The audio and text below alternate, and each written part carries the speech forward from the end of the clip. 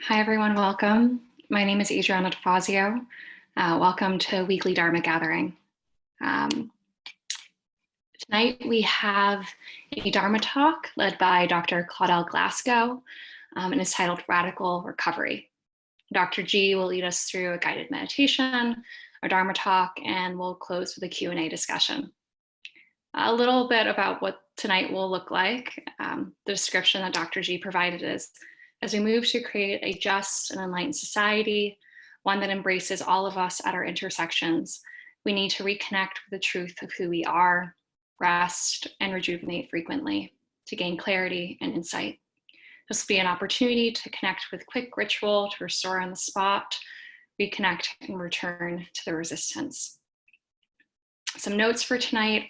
Tonight's session will be recorded, so if you prefer not to be seen, please take off your camera feature. And then also please note you will be also recorded when asking a question. If you have a question at any point throughout the evening, you can either enter it through the chat box in your right-hand panel, and then we'll be able to address it throughout the discussion period at the end. And then the recording of tonight's Dharma talk can be accessed within 48 hours via your purchased products on your Vimeo Weekly Dharma Gathering account. So not only live access, but also an opportunity to rewatch this if you'd like. So a little bit about our teacher for this evening.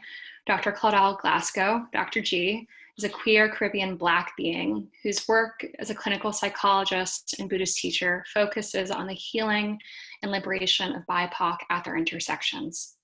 Through psychotherapy, public speaking, and teaching, Dr. G guides the transformation of mind, body, and spirit, healing intergenerational traumas, narratives of our experiences of birth, old age, sickness, and death transition with humor, non-aggression, and deep compassion. So with that being said, I will hand off the rest of the evening to our teacher, Dr. G. Thank you, Adriana. Thank you. Good to see everyone. Be Pride. This is Pride Month. For those of you who may not even know, oh my goodness, I don't know how you could not. So I'm excited to be teaching this month, particularly because of that. It's nice to be in a space that honors all intersections. So this evening, we're going to start with a meditation practice, and then I will offer a short talk, but really I would love to be in conversation with you all. So hopefully you all will be willing to share your experience, because that enriches my experience. So just to begin, I just invite you to make yourself comfortable. If you need to grab a pillow or a blanket, if you have any of those things nearby, I just encourage you to get one just in case your body decides that it wants to do something else and it needs some additional support, that you have that available to you. So just take a few moments to gather that, to feel into the space that you're seated, to shift if you need to.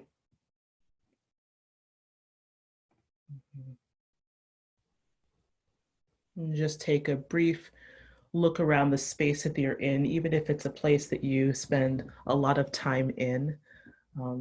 Sometimes we notice things when we actually allow ourselves to land in the physical space.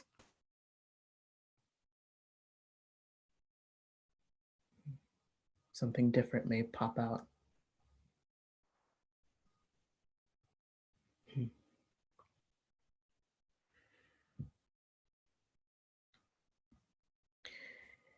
And in the practice of arriving at truth, arriving at opening ourselves to seeing what is, we begin with the reference point of our physical bodies.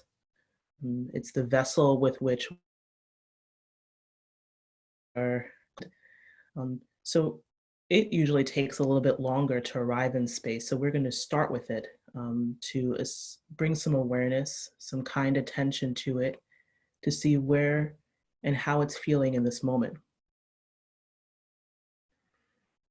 So I invite you to invite an air of kind awareness and curiosity to your physical body in this moment. Take note of the surface that you are sitting on, or that may support your back and sides and maybe under your feet. And begin by bringing your attention to the feet, inviting gentle awareness,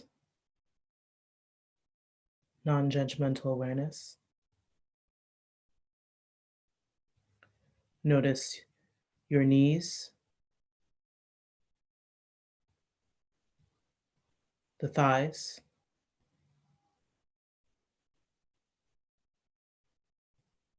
the hips and pelvis, the abdomen, the left side of the chest, the right side of the chest, the center of the chest, shoulders,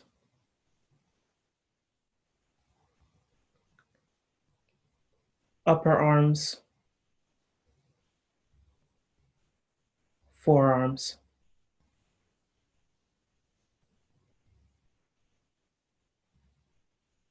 back of the hands,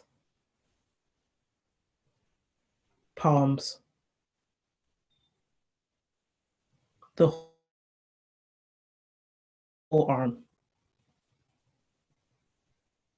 both arms.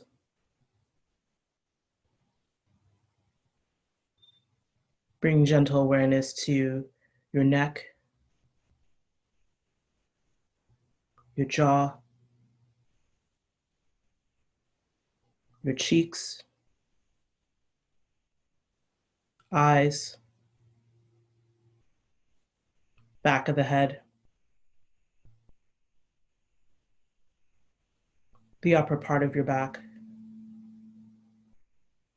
the middle of the back, the lower back, the buttocks, the back of the thigh, the calf, the ankle, and the toes.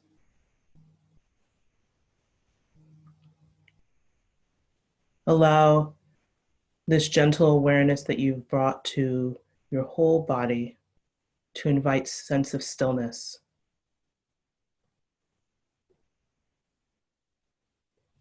Notice perhaps that the body grows a little heavier as it settles after being acknowledged from head to toe.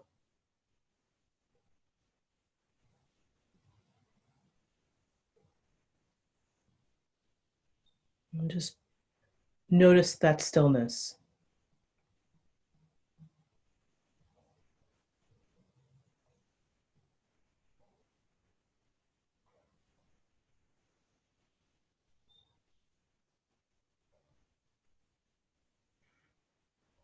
Next, I invite you to bring awareness to your breath.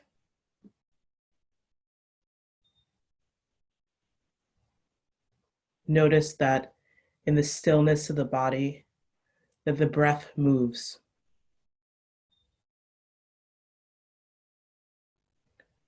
Notice where it is moving. The sensations that you feel.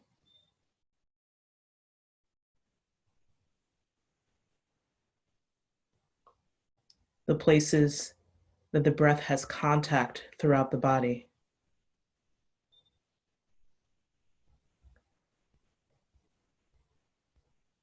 As you inhale and exhale, you may notice your abdomen rising and falling.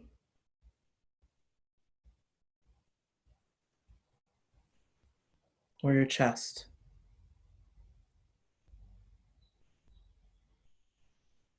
or your back.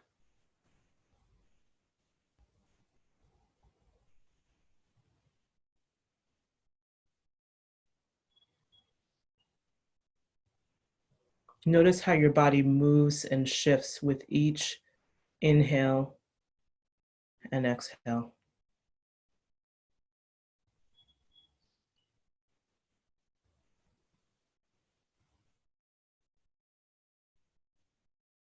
Notice the spaces of expansion and contraction.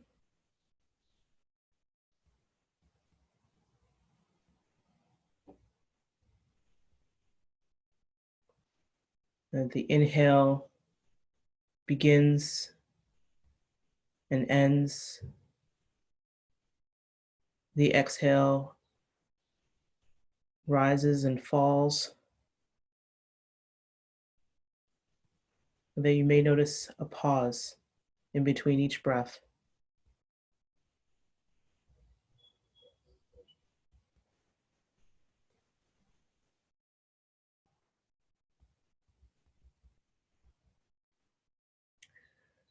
Notice that the body is still and the breath is moving, and that there's space for both in this moment.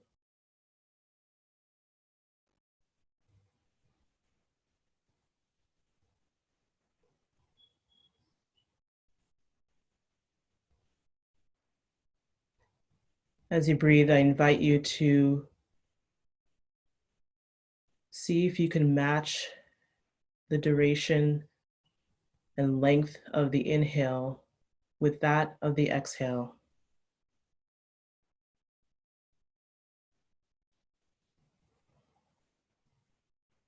So perhaps you could inhale for a count of 2 and exhale for a count of 2.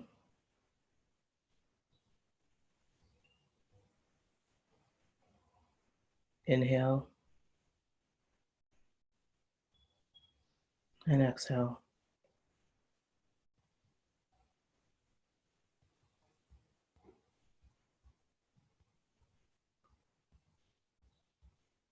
Invite the equal parts of this breath to help quiet the mind.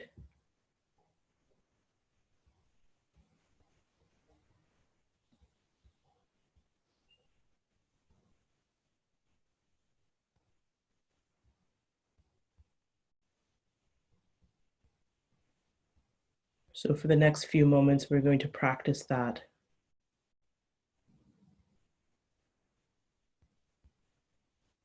Equal parts, inhale and exhale.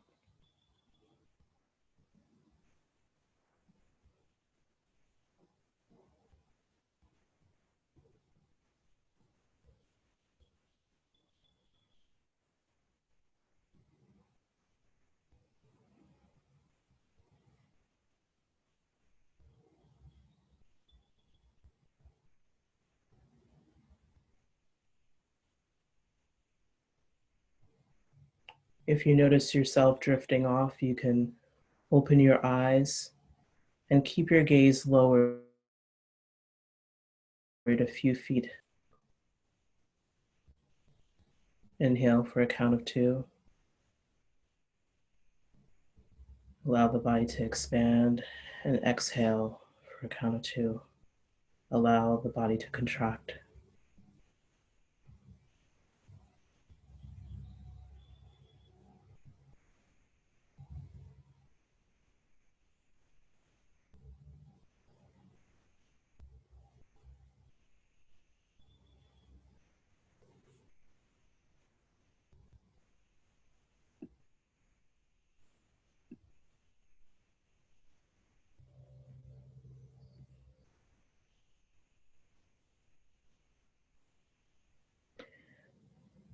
As you're bringing kind awareness to your breath, you may notice that you are feeling different sensations in your body.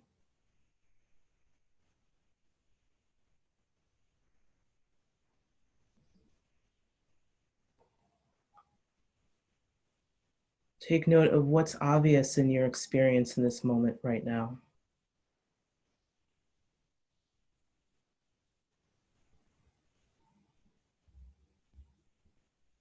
Where in my body am I experiencing a sensation right now?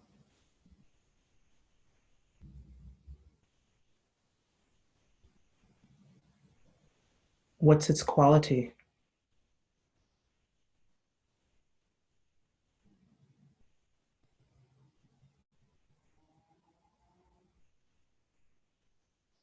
Can I invite curiosity to this experience right now?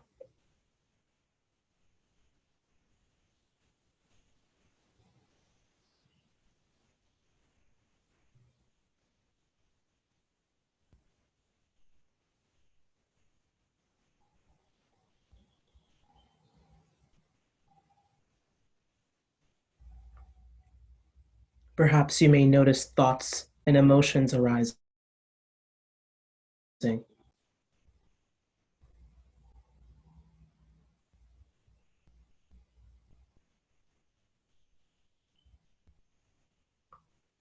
Can you name what is arising without identifying with it?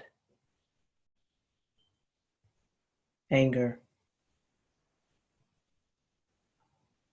despair, calm,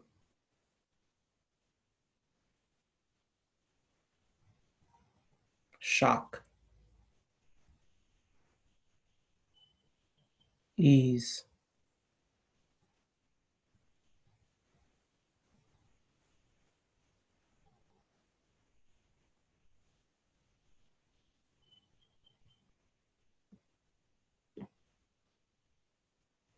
Invite gentleness as you observe the thoughts and emotions and allow yourself to return to the movement of your breath.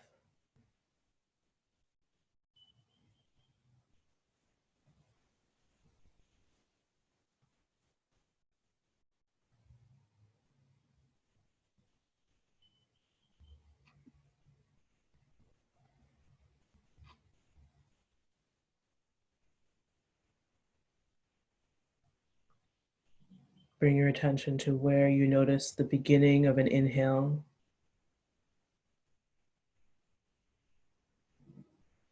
and the end of the exhale.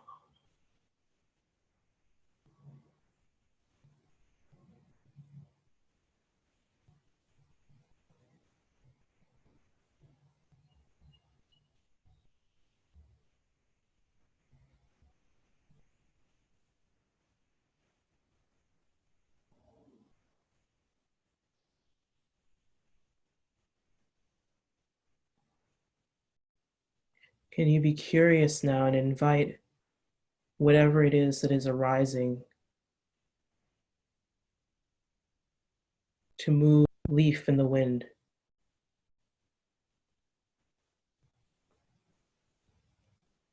Can you notice it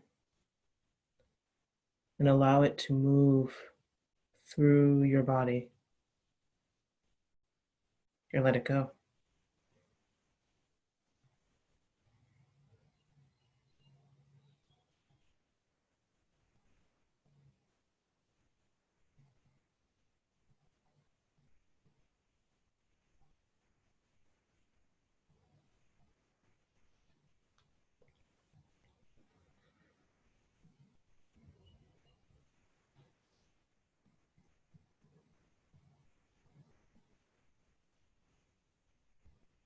Notice your inhale and exhale.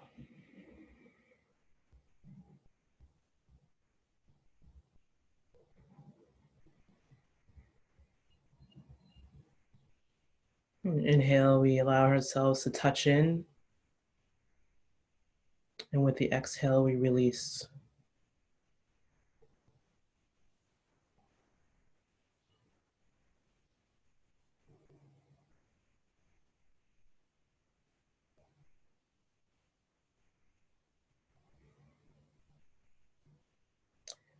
And if you feel curious,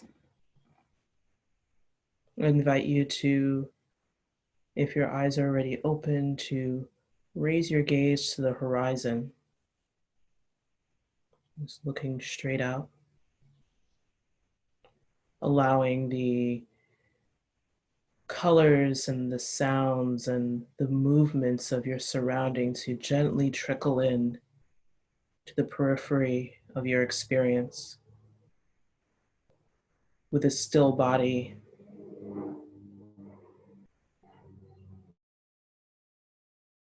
And an expanse.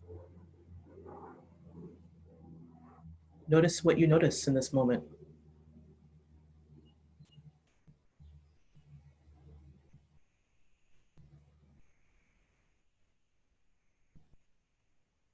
What feels most bold right now?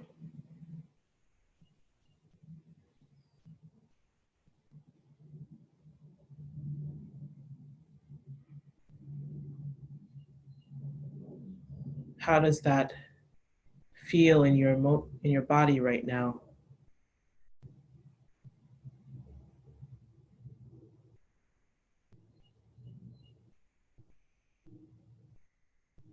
What sensations arise in this moment?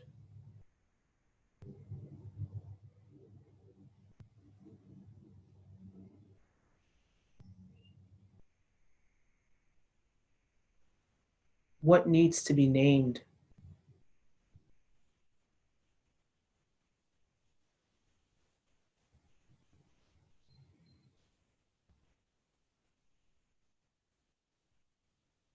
What is needed right now?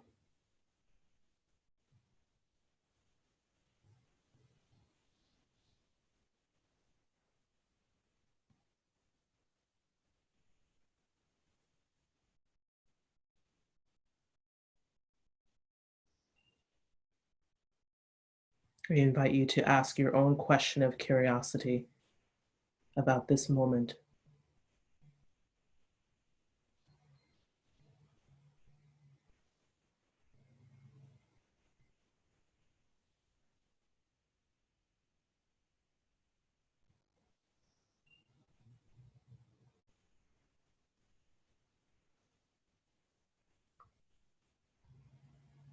And as you're ready,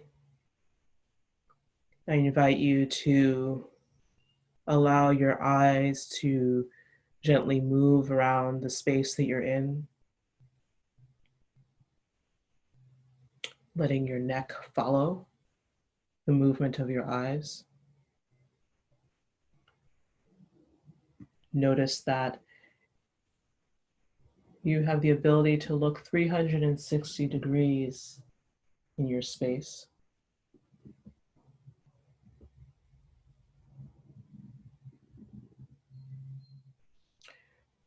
I invite you to gently offer some movement of the feet or hands, whatever has the impulse to move in this moment.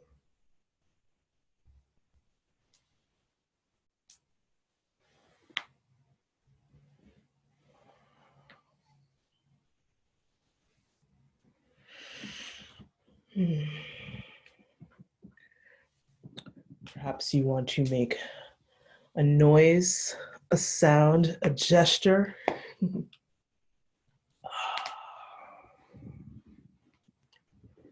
think every bone in my body has officially cracked.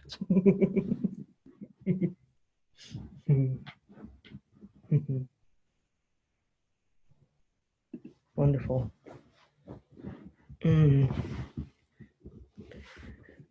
And I'd love to hear from you about what that experience was like, even if you want to share a word of what popped up for you or what you noticed that you didn't notice before. Um, just like to open it up. You can either speak it out, which I love to be in conversation with you, or if you feel more comfortable, you could also send it in the chat box.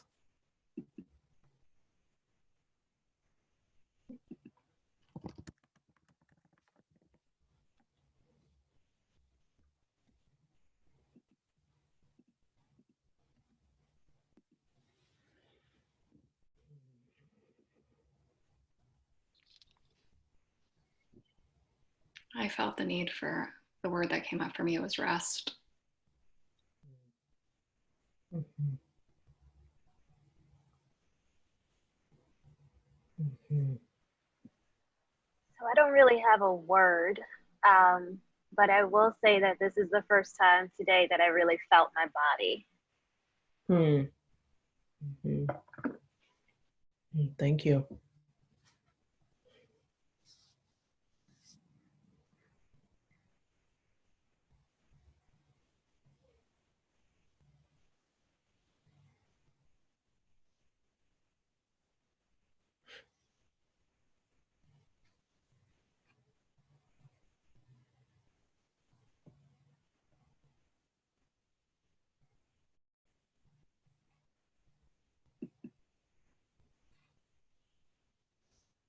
Mhm.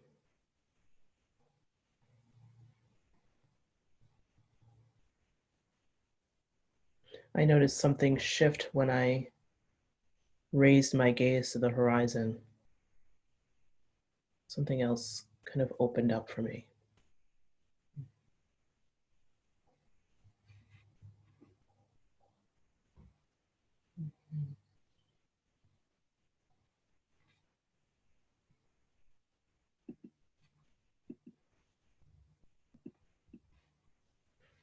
Mm.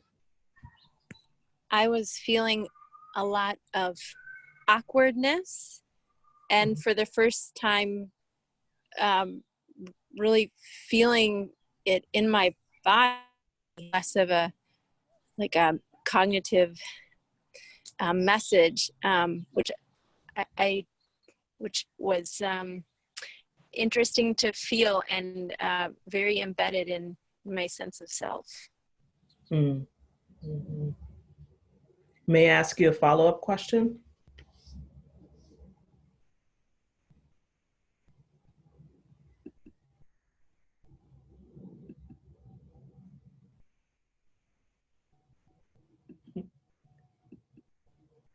I guess that's a no. It's quite all right. But thank you for naming that. Hmm. Hmm. Ah, okay. The need for discovery. Hmm. Thank you. Yeah, we, I know that there's a lot more conversation happening now about um, just the wisdom of the body. And, we are just, myself included, talking heads in a lot of ways.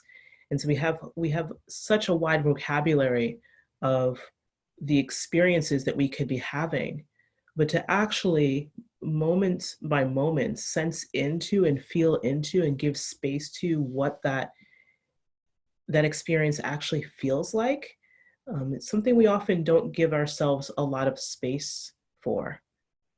And that's why I wanted to talk today about rest, and particularly in these times where I don't know about you, but I don't feel like I'm getting a lot of rest in some ways because there's so much to do, right? I mean, am I the only one who feels like there's a lot to be done, or even though things are slower, somehow my schedule's so much more full, and there doesn't seem to be a lot of space.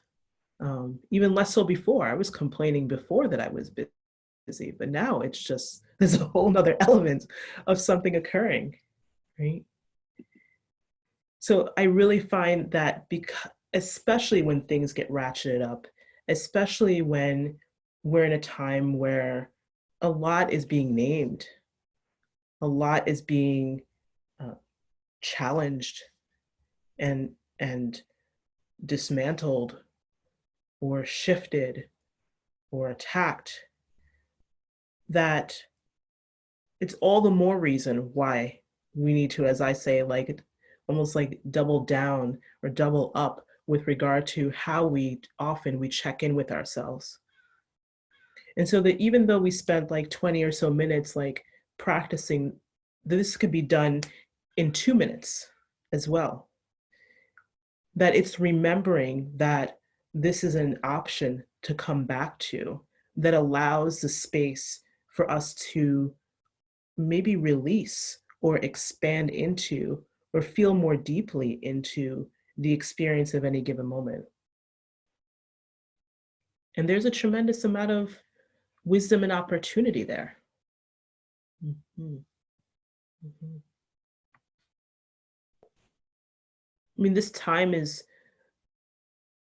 probably different than any other because we can be on for 24 hours a day, right? Conceivably with the internet and social media, which is sometimes a blessing and a curse, right? In some ways, like we've got profiles and identities out there that have become extensions of ourselves and who we want to manifest as in the world. And then we get a comment about someone saying something about it at 1 o'clock when most people, unless you're a night owl, are trying to rest, right? So even though we can't see it, there are often some challenges to who we believe we are happening all the time.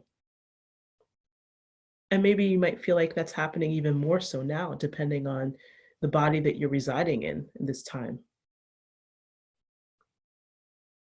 So it's important that, and very easy, I should say, to get swept up in being in a space of defensiveness or even alertness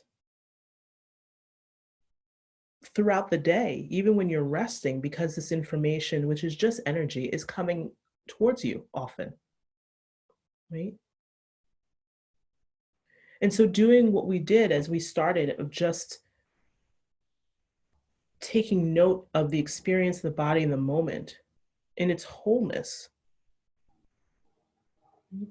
noticing that you could have all the feels and experiences and sensations and tensions and relaxations happening and still perhaps simultaneously having a sense of stillness within that.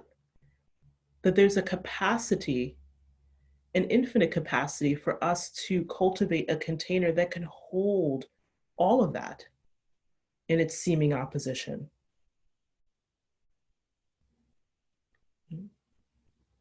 And that there is movement happening still too. Sometimes I like to move, I like to walk, and sometimes there can be a feeling of stagnation if we're still. Like, oh, I gotta do something. I can't just sit here. There's stuff to do.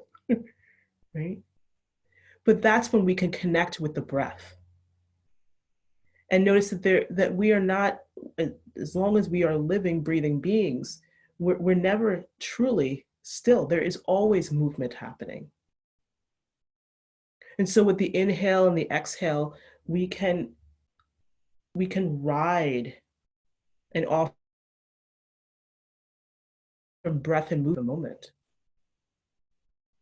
And the particular type of breath that I was doing, inviting you to do today, equal parts breathing, right, can be expanded to, even just one inhale. Sometimes just taking one breath is a lot, and just one full breath is a lot.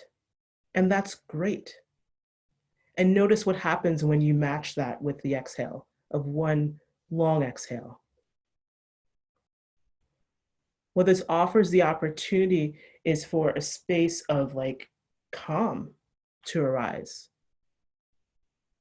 You're actually telling your nervous system that I don't have to attend to other things right now. There isn't anything to like look around for, to brace myself for, that I can actually rest with this breath and notice its quality in this moment.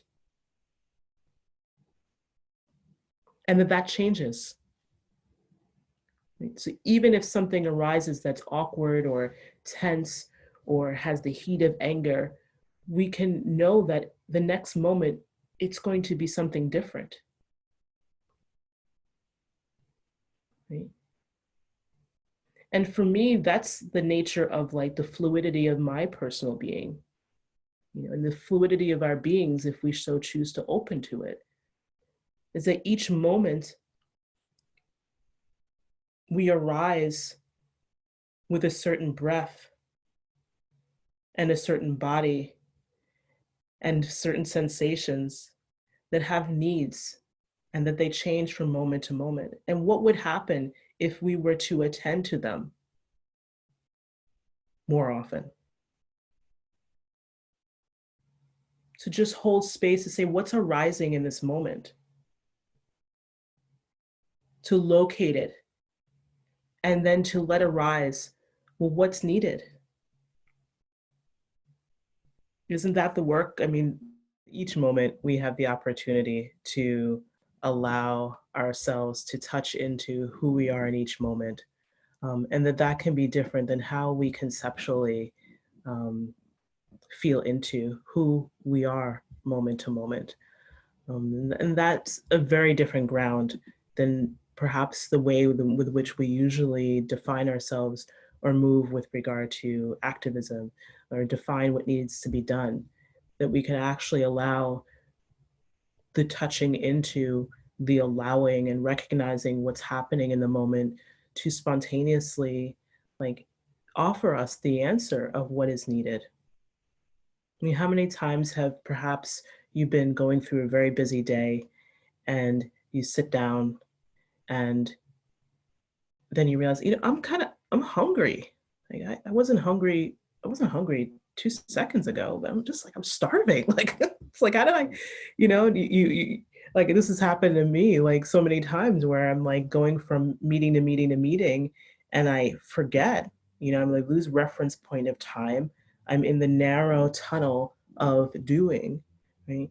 And so my mind's engaged and my body's just kind of carting along and its voice is not being heard. But the minute I just land for a minute and drop into the experience of the moment, my stomach is like in knots and I'm hangry and and all the feels are starting to rise up in the moment like, like there are other needs that are arising in this moment instead of just the next meeting. I gotta eat something or else that next meeting may not happen, right? So I didn't have to, I wonder if hunger is a thing. I didn't have to brainstorm my way through what to do. What to do just arose because I allowed the space for it, right? And I trusted in what was arising in that moment to offer me information about, well, this is what feels like the next thing to do or to offer or to say. Right? So that's what this practice offers, especially beginning a practice with like taking note of one's physical body and its sensations, is that is a language in and of itself. And rest is simply that. Rest is allowing. It is pausing. It is following and bringing kind awareness to the body as an equal voice in exploring and naming what's happening now. Who's arising now? And so what this does is it allows like our ego, which we're never going to get rid of, but it just latches on to like whatever's going on, and it makes things constant and solid when it actually might not be. Right? But it gives it something to do. It says, yeah, you can be there. You need something to hang on to, but you can only hang on for a moment. And then you have to like hang on to something else. It's like climbing a cliff. You have to let go in order to progress. Right? So we're training our egos or that I mind to pause and to notice moment to moment, as opposed to notice and cling, and then our vision narrows. And so that's one of the reasons why I had you raise your gaze, because when we're being introspective and we're trying to land and find out where we are, it can be helpful to lower our gaze. And we can do that as being a little overwhelming, is that we can lower our gaze. And what that does is it lowers the stimulation, but still keeps us engaged, right? So if you're in a crowd of people, you can still do that. No one will really notice unless they're staring at you. But you can notice that, like, I need to just take a moment away, maybe 25% of my attention on this crowd and all the activity. And I just need to tune in to what's happening in this moment for me as this is going on. And when you gather information, when you're out, you allow yourself, you rest and you settle into like, okay, this is now. Then you can invite more of your environment back in with the ground of knowing where you are in the present moment. And that may lead to a very different interaction with your surroundings. That may lead to a very different response to what you feel like you're hearing. And in some spaces, it may allow you to like disconnect and not take things as personally so that a different action can be taken.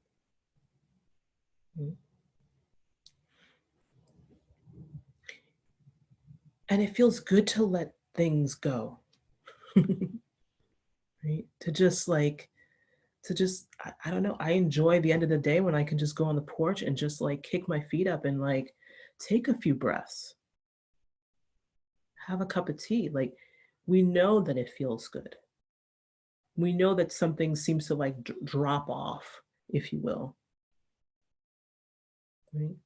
And so that there can be some discernment about what we're actually holding on to.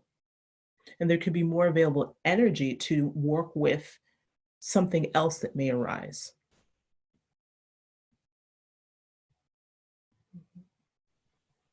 And so I'm hoping that this could be something that we can do on the spot, because we don't have much choice now because of the pace of things, because we might be in a position where we're needed more, because we might be home and we have more things to attend to. We don't have the luxury of being able to create, a quiet and sacred spot so we can rest. Like, we have to be able to do it at times in the presence of others. Right?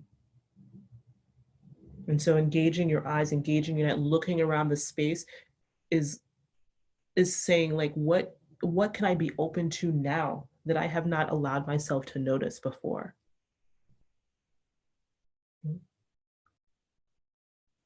And that also like allows us to let go of any kind of like defensive response that we might be having, like, the sense of like we might need to protect ourselves, the sense that we might be on alarm or alert. Right?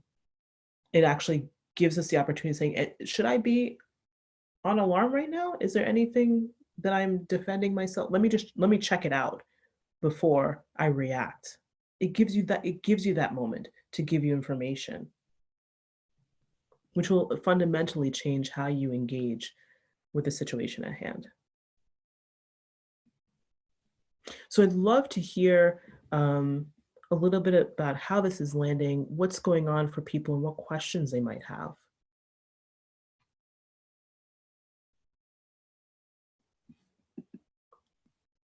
And you could either speak or type it in the chat box.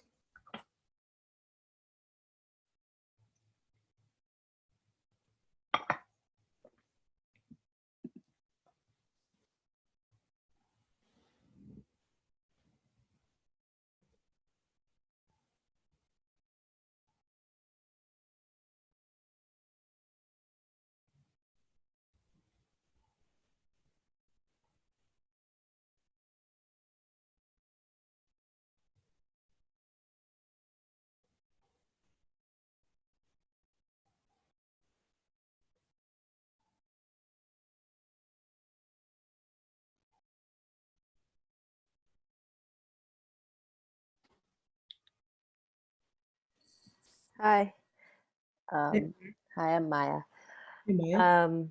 I think, thank you. One thing that is coming up as I'm sitting here is just that visualization of you talking about, at the end of the day to have a cup of tea and kick your feet up and let things go. And in mixed up with constantly being stimulated or feeling that there's things to be done. And I guess,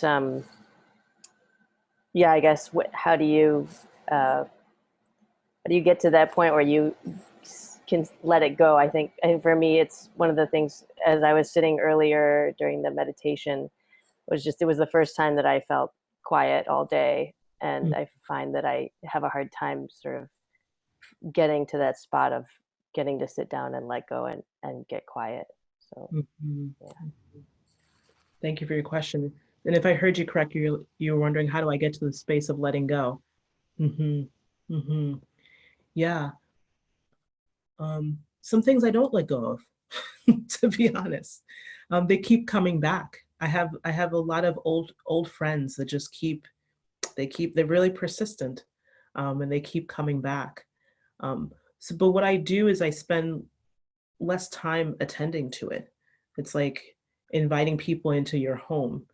I let that old thing that's really hard for me to let go come in, and then I'm like, so here's my house, and I give them the walkthrough, and then I like lead them out the back, and I'm like, just hop the fence, and I'll just catch you another time. So like, it's more of that, that I spend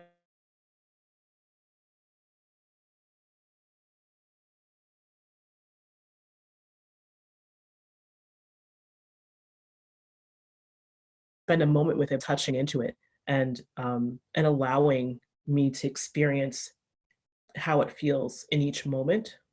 Um, and that's sometimes the best that I can do. And I keep doing it over and over again. And each time it comes up, it feels different. Um, so I hope that like that offers you something. It's just some things will be there, but its quality may feel different. So be curious about how it feels each time it comes up. Mhm. Mhm. Thank you. Okay. I think I have an issue with interrupting my karmic wins per se, in terms of once I get started. It's hard to stop doing whatever work I'm engaging until I have a feeling that I've done enough, quote unquote. Hmm. Hmm. Hmm. And by karmic wins, you mean I'm like a no lingo person. I'm like, what does that mean? I'm like, getting the candy store. I just meant like my habitual patterns of engaging work. Like I can almost like feel the energy behind it. I know that it's based out of habit rather than the choice that's been discerned. Hmm. Hmm. Yeah. And may I ask you a follow-up question? What do you do when you find it coming up, when you notice it? Um, I mean, if I'm not aware of it, I just continue engaging. Mhm. um, and then like many hours have passed, and then I feel like I feel exhausted and awful. And then if I do notice it, I either choose to take a break, but I find that like even like a 15-minute break isn't enough. Like I need to take like an hour break or like an hour and a half or 2 hour break to really interrupt that energy, to feel regrounded in my body. Otherwise, if I just take like a 20-minute break or something like that, and I go back to work, it's as if I didn't even take a break at all. Um, but obviously, taking 2 hour breaks in your middle of your workday every day is not very sustainable. Yeah. My connection's a little spotty, but I think what I heard was you describing your physical reaction. Hmm. And bracing. Hmm. I was Can saying, you, yeah, Dr. thank you. G, can you hear me? Yeah. I can now. Hmm. Okay. I was just saying that uh, when I do notice that I need a break, um, I I usually need quite a significant amount of time for the break for my energy to like reground. Because otherwise, if I only take like a 15-minute break or 20-minute break, it doesn't really do much for me. And it's as if it's as if I didn't take a break at all after I engage. Hmm. Hmm. Thank you. Thank you. And my apologies about this connection for me. They're upgrading. um, so there's two opportunities here. One is when you notice, and there's the opportunity, right? That you become aware of what the physical experiences that you're having, right? And at that point, you can offer yourself the time it takes. I think sometimes we like, if we have this luxury in our home, and I recognize not everybody does, but that our bodies innately have the opportunity and the space and the ability to reset. And we are so used to like confining ourselves to modules of time that we end up rushing it, right? So I always say it takes the time it takes. So if you notice it at the end of your day and you're like, damn, like that was, whew, I was like tense all bloody day, and it's going to take me 2 hours to settle. It's going to take you 2 hours to settle. That's it. And allow that to just be. And then from that space, perhaps there's something that might inform you from that day of what you can do differently or what you'd like to see differently. And remind yourself of that. I mean, I literally have Post-its on my mirror because I take a break between every client and I'm like, have you breathed? And I'm like, oh yeah, cool, you know, and then I kind of go back. It may not be what I need in that moment and I may need more, but just offering the reminder and reminding the intention of I wish to not return to a space of like what may feel uncomfortable and harmful for me at the end of the day. Again, I'd like to do something different, is the start of expanding a new habit, the path for a new habit.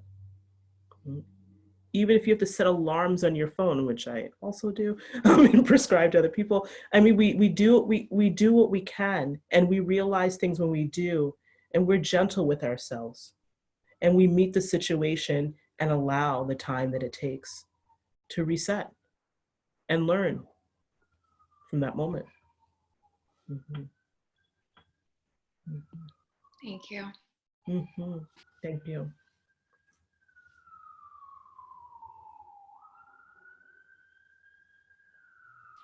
Is there time to ask another question? It sure is. Okay. So I was curious about the practice of, opening your eye. And I'm sorry, I'm a disembodied voice. No problem. I have a bad connection, so it's smart to keep my camera off. Lifting the gaze to the horizon, when I did that, everything felt so much better, and like the colors and the shapes in my room were kind of shapeless and the colors were really blending together, and I felt like that was the reality. And when things were more in focus and were very hard and deep lines, that felt more unreal to me. So I wondered if there was a way to extend that, because for me in meditation, what's been coming up is, especially if there's like a body inquiry, is like on the left side, I'm feeling a lot of like thoughts of failure will come to my mind. And if I'm in the belly or at the core, like a lot of current thoughts of failure, and not like failure from the past. So I think maybe there's something with keeping the eyes open, and I was just curious if there was an extended practice around that. Mm-hmm.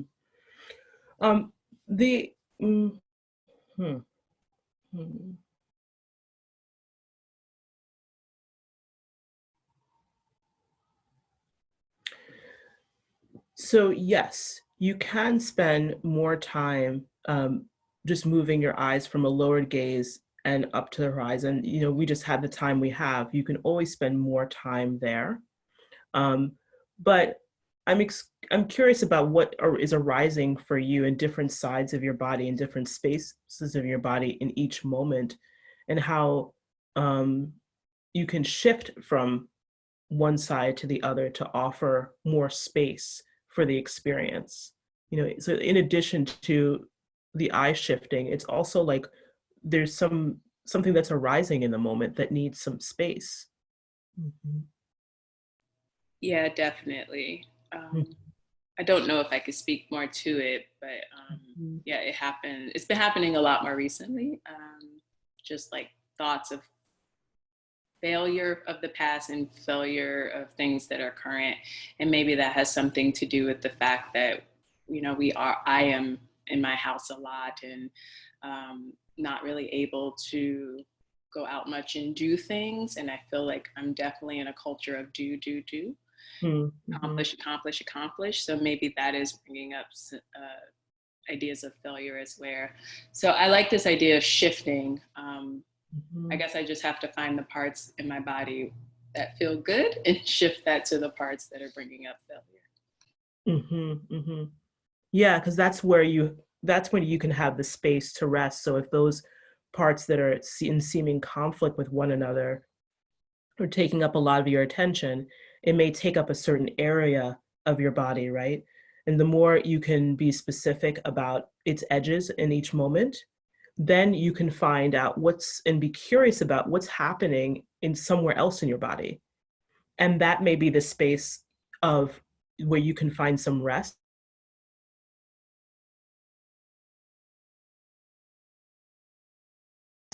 Becomes your ground, so that you can touch back into, with curiosity and kindness, the space that feels in turmoil. Thank you. Yeah, thank you.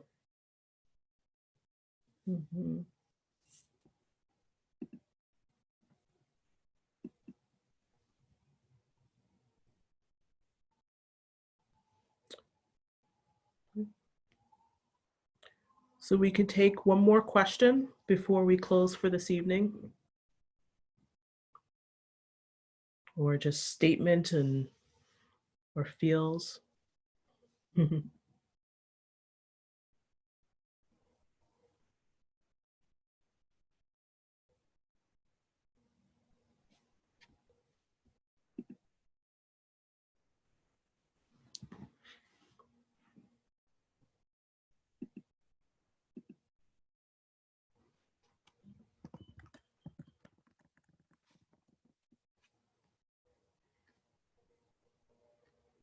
Okay.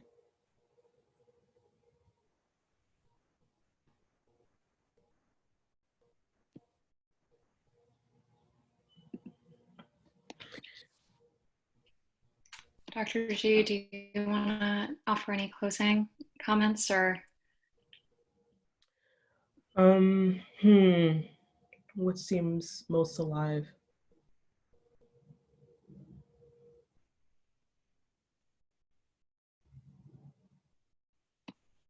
I just want to encourage people that even if you have 30 seconds, you have time. And that any part of what we did today, movement of your eyes, touching into the experience of your body, noticing your breath, to take that opportunity and just try. There's no, what is time anyway? There's no amount and there's no moment that's too short or not enough. And to remember that each time we even remember it in our consciousness, that too is the beginnings of practice. That all of that is opportunity. And to use these currents, of our phones and all the gadgets that are keeping us alive in ways that we feel like may cause a lot of resistance and tension, use that, flip it, and use it as an opportunity to remind you of what you're coming back to, what you want to reinforce. And to not be afraid that what may come up in each moment is going to be different. That's the ground of what creates an emergent society in a very different culture than perhaps what we have right now. Is to not be afraid of that. And to know that there's always space. Even literally, if it's the tip of your nose, there is space. And to allow that to be your ground and your refuge to rest, so that another opportunity may arise. So thank you. I really appreciate seeing you all. Thank you so much, Dr. G. Yeah. I think that was a really, really needed and welcomed reminder and offering right now. So thank you. Thank you so much. So thank you everyone as well that joined this evening. Please join us next week, next Wednesday, June 26th. We have the pleasure of having JD Doyle host a Dharma gathering titled The Liberatory Practice of Dismantling White Supremacy. And so I'm going to include the link for that specific weekly Dharma gathering in the chat box. You can also find it on weeklydharmagathering.com. And if you haven't already, or if you have friends, we encourage everyone to share this community, this platform with others. We have a 7-day free trial that anyone can just sign up and have access to our archive, but also join for these Wednesday live calls. And if they time it correctly, they can join for 2 live calls if they sign up on a Wednesday. And yeah, so thank you again, everyone. Thank you so much, Dr. G. It's so good to see you. I feel like it's been a while. Yeah, through this virtual format. And thank you again, everyone, for your practice and for your study and for being here tonight. Yeah. Have a beautiful rest of your evening and a good rest. Thank you. Take care. Thank you. Bye. Thank you. Thank you.